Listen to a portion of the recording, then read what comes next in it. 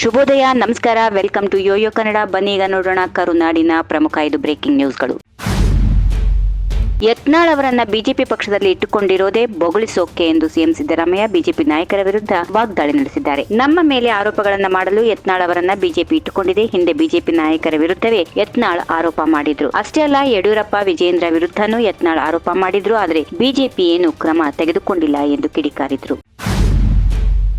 ನನ್ನನ್ನು ಯಾವುದಾದ್ರೂ ಕೇಸ್ನಲ್ಲಿ ಸಿಕ್ಕಿ ಹಾಕಿಸಲು ಸರ್ಕಾರ 3 ತಿಂಗಳಿನಿಂದ ಪ್ರಯತ್ನ ಮಾಡ್ತಾ ಇದೆ. ಯಾವ ಕೇಸುಗಳು ಸಿಗದ ಹಿನ್ನೆಲೆ ಹಳೆ ಕೇಸಿಗೆ ಜೀವ ಕೊಡುತ್ತಿದ್ದಾರೆ ಹೀಗೆಂದು ಕೇಂದ್ರ ಸಚಿವ ಎಚ್ ಡಿ ಕುಮಾರಸ್ವಾಮಿ ಆರೋಪಿಸಿದ್ರು. ಯಾರೋ ಬರೆದು ಕೊಟ್ಟಿದ್ದು ಇಟ್ಟುಕೊಂಡು ನಿನ್ನೆ ಪ್ರೆಸ್ ಮೀಟ್ ಮಾಡಿದ್ದಾರೆ. 3 ತಿಂಗಳಿಂದ ಒದ್ದಾಡ್ತಾ ಇದ್ದಾರೆ. 2015ರಲ್ಲಿ ಕೇಸ್ ಹಾಕಿದ್ದಾರೆ. ಆವಾಗ ಸಿದ್ದರಾಮಯ್ಯ ಅವರೇ ಸಿಎಂ ಆಗಿದ್ರು. ಆದ್ರೆ ತನಿಖೆ ಮಾಡದೆ ಏನ್ ಮಾಡುತ್ತಿದ್ರು? ನಾನು ಇವರ ಭ್ರಷ್ಟಾಚಾರ ಬಗ್ಗೆ ಮಾತಾಡಲು ಶುರು ಮಾಡಿದ್ರೆ ಹೀಗಾಗಿ ನನ್ನನ್ನು ಸಿಕ್ಕಿಸಲು ಏನೇನೋ ಮಾಡುತ್ತಿದ್ದಾರೆ ಎಂದು ಅವರು ಆರೋಪಿಸಿದ್ರು.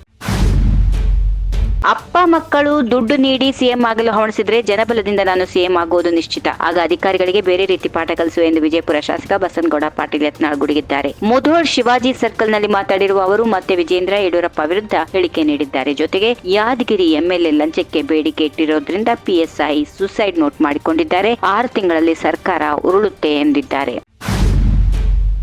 ಶಾಸಕ ಮುನಿರತ್ನ ಎದುರಿಸುತ್ತಿರುವ ಗಂಭೀರ ಆರೋಪ ಸಂಬಂಧ ಅವರಿಗೆ ನೋಟಿಸ್ ನೀಡಲಾಗಿದೆ ಎಂದು ವಿಪಕ್ಷ ನಾಯಕ ಆರ್ ಅಶೋಕ್ ಅವರು ತಿಳಿಸಿದರು. ಕಾನೂನಿನ ಮುಂದೆ ಯಾರು ದೊಡ್ಡವರಲ್ಲ, ಉಪ್ಪು ತಿಂದವರು ನೀರು ಕುಡಿಲೇಬೇಕು. ವೈರಲ್ ಆಗಿರುವ ಮುನಿರತ್ನ ಮಾತನಾಡಿದ್ದಾರೆ ಎನ್ನಲಾದ ಆಕ್ಷೇಪಾರ್ಹ ವಿಡಿಯೋ ಬಗ್ಗೆ ಹಾಗೂ ರೇಪ್ ಕೇಸ್ ಆರೋಪ ಕುರಿತಂತೆ ಸ್ಪಷ್ಟನೆ ಕೇಳಿ ನೋಟಿಸ್ ಕೊಟ್ಟಿದ್ದಕ್ಕಾಗಿ ಅವರು ತಿಳಿಸಿದರು. ನಾನೆಲ್ಲೂ ಸಿಎಂ ಸ್ಥಾನವನ್ನ ಕ್ಲೇಮ್ ಮಾಡಿಲ್ಲ. ಇದರಲ್ಲಿ ಗುದ್ದಾಟ ಕುಸ್ತಿ ಮಾಡೋ ಅವಶ್ಯಕತೆ ಇಲ್ಲ ಎಂದು ಲೋಕೋಪಯೋಗಿ ಸಚಿವ ಸತೀಶ್ ಜಾರಕಿಹೊಳಿ ಸಚಿವ ಎಂಬಿ ಪಾಟೀಲ್ ಹೇಳಿಕೆಗೆ ಪ್ರತಿಕ್ರಿಯೆ ನೀಡಿದ್ದಾರೆ. ಮುಂದಿನ ಸಿಎಂ ಸತೀಶ್ ಜಾರಕಿಹೊಳಿ ಎನ್ನುವ ಅಭಿಯಾನ ವಿಚಾರಕ್ಕೆ ಉತ್ತರಿಸಿದ ಅವರು, ಯಾರೋ ಒಬ್ಬರು ಪೋಸ್ಟ್ ಹಾಕಿದ್ರೆ ರಾಜ್ಯದ ಅಭಿಪ್ರಾಯ ಆಗೋದಿಲ್ಲ. ಎಲ್ಲ ಕಡೆ ಆರಂಭವಾಗಿದ್ದಾಗ ನಮ್ಮವರು ಹಾಕಿದ್ದಾರೆ. ರಾಜ್ಯದಲ್ಲಿ ಅಂತ ಸನ್ನಿವೇಶ ಇಲ್ಲ. ಸಿಎಂ ಸಿದ್ದರಾಮಯ್ಯ ಮುಂದುವರಿಯುತ್ತಾರೆ ಎನ್ನುವ ನಂಬಿಕೆ ಇದೆ ಎಂದು ಹೇಳಿದರು. If you like this video, ಬೇಗ ಲೈಕ್ ಮಾಡಿ, ಕಾಮೆಂಟ್ ಮಾಡಿ, ಶೇರ್ ಮಾಡಿ ಹಾಗೂ ಯೋಯೋ ಟಿವಿ ಕನ್ನಡವನ್ನು ಸಬ್ಸ್ಕ್ರೈಬ್ ಮಾಡಿ.